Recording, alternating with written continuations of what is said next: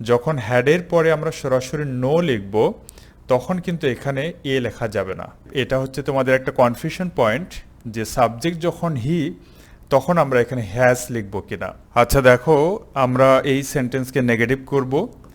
এই ধরনের সেন্টেন্সকে নেগেটিভ করতে যেয়ে তোমরা অনেকেই ভুল করে থাকো মাঝে মাঝে।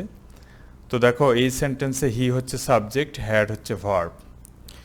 তো আমরা এই সেন্টেন্সকে ২-৩ ভাবে নেগেটিভ করতে পারি। স্ট্যান্ডার্ড এবং একাডেমিক রাইটিংয়ের জন্য বা মডার্ন গ্রামার অনুযায়ী আমরা হেল্পিং ভার্ব ডিড ব্যবহার করে করব।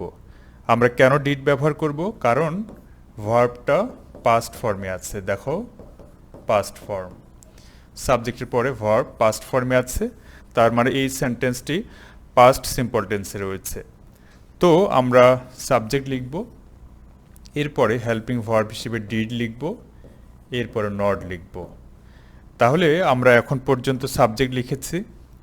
আমরা যেহেতু নেগেটিভ করছি, এটা হচ্ছে আমাদের নেগেটিভ পার্ট।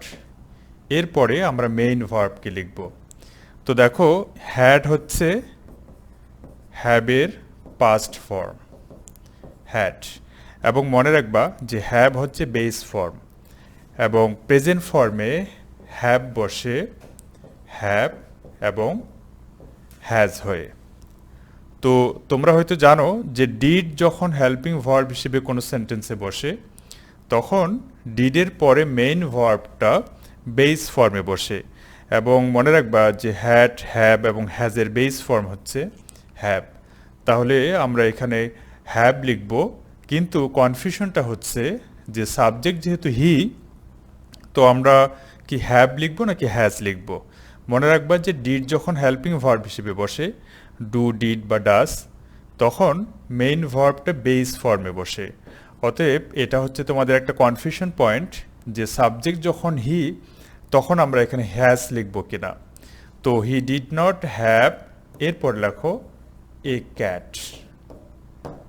আচ্ছা, এটাকে আমরা আরও একটা উপায় করতে পারি। সেটা হচ্ছে আমরা সরাসরি হেল্পিং ভার্ব বাদ দিয়ে আমরা লিখতে পারি যে হি হ্যাড নো ক্যাট। তবে এখানে একটা খুব গুরুত্বপূর্ণ ব্যাপার আছে, সেটা হচ্ছে যখন হ্যাডের পরে আমরা সরাসরি নো লিখব তখন কিন্তু এখানে এ লেখা যাবে না। আমাদের এফার্মেটিভ সেন্টেন্সটাতে দেখো যে এখানে কিন্তু আর্টিকেল এ আছে। যখন আমরা নো ব্যবহার করব তখন কিন্তু আর্টিকেল ব্যবহার করা যাবে না। কারণ হচ্ছে নো নিজেই হচ্ছে একটি ডিটারমিনার এবং আর্টিকেল এটাও হচ্ছে একটি ডিটারমিনার। তো এটাতে খুব তোমাদের সতর্ক থাকতে হবে যে যখন আমরা হ্যাডের পরে সরাসরি নো বসাবো তখন আর্টিকেল ব্যবহার করা যাবে না।